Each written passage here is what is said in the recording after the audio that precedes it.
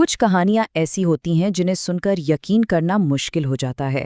ایسا لگتا ہے کہ یہ کسی فلم کا اسکرپٹ ہے یا کسی کی من گھڑت باتیں۔ لیکن آج ہم جن 3 کہانیوں کی بات کریں گے وہ 100% سچی ہیں اور اتنی عجیب کہ شاید کوئی مصنف انہیں سوچ بھی نہ پاتا۔ یہ کہاوت تو سب نے ہی سنی ہوگی، ہے نا؟ لیکن یہ کہانیاں اس بات کا زندہ ثبوت ہیں کہ حقیقت کبھی کبھی ہمارے تصور سے بھی بہت آگے نکل جاتی ہے۔ تو آئیے دیکھتے ہیں کیسے۔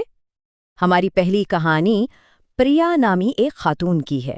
وہ اپنے 35 سالہ شوہر آنند یادو کا انتظار کر رہی تھیں۔ شادی کو کئی سال ہو گئے تھے اور ان کے گھر کی خاموشی انہیں ہر پل ایک ہی دکھ کی یاد دلاتی تھی، اولاد نہ ہونے کا غم۔ وہ ایک بالکل عام سی شام تھی، لیکن پھر اچانک آنند باتھ روم سے باہر آیا۔ اس کا چہرہ غصے یا تکلیف سے تپ کر لال ہو رہا تھا۔ وہ کچھ بول نہیں پایا، بس تیزی سے گھر سے باہر کی طرف بھاگا اور دہلیز پر ہی ڈھیر ہو گیا۔ سب کچھ اتنی تیزی سے ہوا کہ پریا کو سمجھ ہی نہیں آیا کہ یہ ہو کیا گیا ہے۔ ہسپتال میں ڈاکٹر بھی اسی سوال پر حیران تھے۔ ایک 35 سال کا نوجوان جو بالکل تندرست تھا، ایک خوشگوار زندگی گزار رہا تھا، وہ بھلا چند منٹوں میں کیسے اپنی جان گنوا سکتا تھا؟ کوئی بیماری نہیں، کوئی حادثہ نہیں، تو پھر آخر وجہ کیا تھی؟ پوسٹ مارٹم رپورٹ نے اس معمے کو اور بھی گہرا کر دیا۔ پیتھولوجسٹ نے ایک ایک کر کے موت کی ہر ممکنہ وجہ کو خارج کر دیا۔ نہیں، دل کا دورہ نہیں پڑا تھا، پھیپھڑوں نے بھی کام نہیں چھوڑا تھا، اور نہ ہی جسم کے کسی اور اہم عضو میں کوئی خرابی تھی۔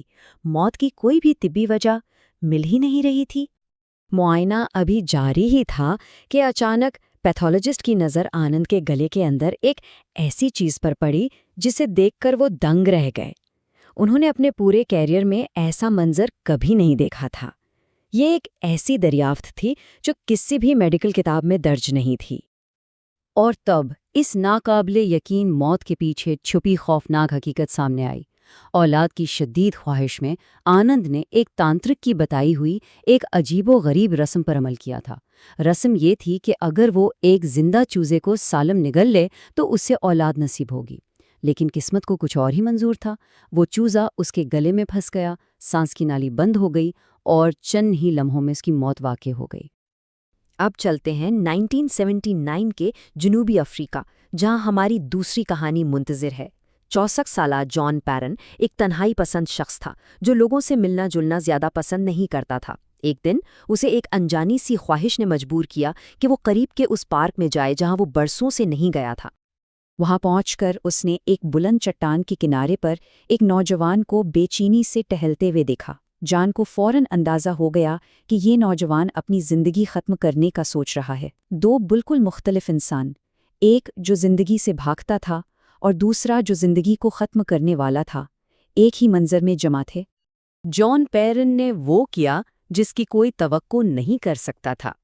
وہ دھیرے سے اس نوجوان کے پاس گیا، نرمی سے اس کے کندھے پر ہاتھ رکھا اور بالکل سکون سے کہا، میں تمہیں دکھاتا ہوں یہ کیسے کرتے ہیں۔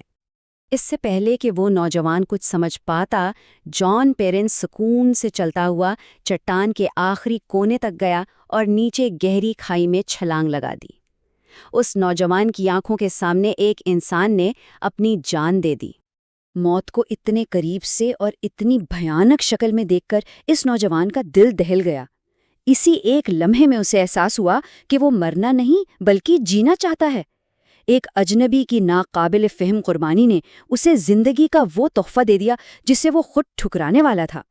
ہماری آخری کہانی ہمیں دوسری جنگ عظیم کے دور میں لے جاتی ہے۔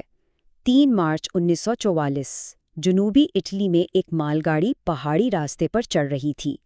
ٹرین کے آخری ڈبے میں بیٹھا آپریٹر مشیل پاولو آنے والے خطرے سے بالکل بے خبر تھا، مگر حالات بہت خراب تھے۔ ایک بڑی تباہی کے لیے سارے حالات جیسے ایک ساتھ جمع ہو گئے تھے۔ شدید بارش اور برف باری سے پٹریاں پھسل رہی تھیں۔ جنگ کی وجہ سے کوئلے کی کوالٹی انتہائی ناقص تھی، جو زیادہ دھواں اور کم طاقت پیدا کر رہا تھا۔ اور ان سب سے بڑھ کر ٹرین میں 500 سے زیادہ غیر قانونی مسافر چھپے ہوئے تھے، جس کی وجہ سے ٹرین پر ناقابل برداشت بوجھ تھا۔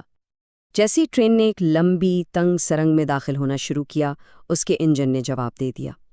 پھسلتی پٹریوں اور بے پناہ وزن کی وجہ سے ٹرین کی رفتار کم ہوتی گئی اور آخرکار وہ سرنگ کے عین بیچ میں جا کر مکمل طور پر رک گئی۔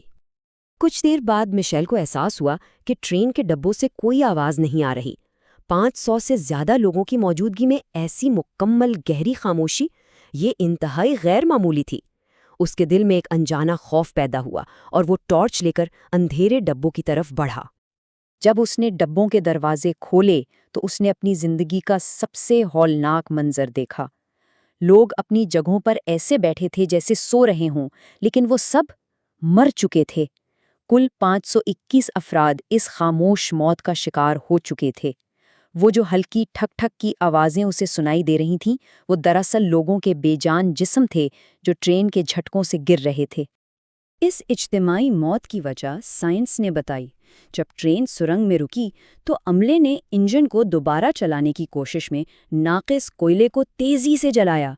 اس سے پیدا ہونے والی زہریلی کاربن مونو آکسائڈ گیس نے پوری سرنگ کو بھر دیا، اور چونکہ یہ گیس بے رنگ اور بے بو ہوتی ہے، کسی کو پتہ ہی نہیں چلا کہ وہ موت کی نیند سو رہے ہیں۔ تو یہ تھیں 3 کہانیاں، ایک انڈیا میں، ایک جنوبی افریقہ میں اور ایک اٹلی میں۔ تینوں وقت اور جگہ کے لحاظ سے ایک دوسرے سے بالکل مختلف، لیکن ان سب میں ایک بات مشترک ہے۔ یہ ثابت کرتی ہیں کہ حقیقت بعض اوقات انتہائی عجیب اور غیر متوقع ہو سکتی ہے۔ ایک شخص کی موت ایک اندھے عقیدے کی وجہ سے ہوئی، دوسرے نے ایک اجنبی کی جان بچانے کے لیے اپنی جان قربان کر دی، اور سینکڑوں لوگ ایک خاموش زہر کا شکار ہو گئے۔ یہ کہانیاں ہمیں یاد دلاتی ہیں کہ انسانی زندگی کتنی نازک اور غیر متوقع ہو سکتی ہے۔ اور یہیں پر ایک سوال پیدا ہوتا ہے، اگر یہ کہانیاں جو سننے میں بالکل ناممکن لگتی ہیں، حقیقت کا روپ دھار سکتی ہیں، تو ہماری اس دنیا میں نہ جانے اور کتنی ایسی انجانی اور حیران کن حقیقتیں ہوں گی جو ابھی ہماری نظروں سے اوجھل ہیں۔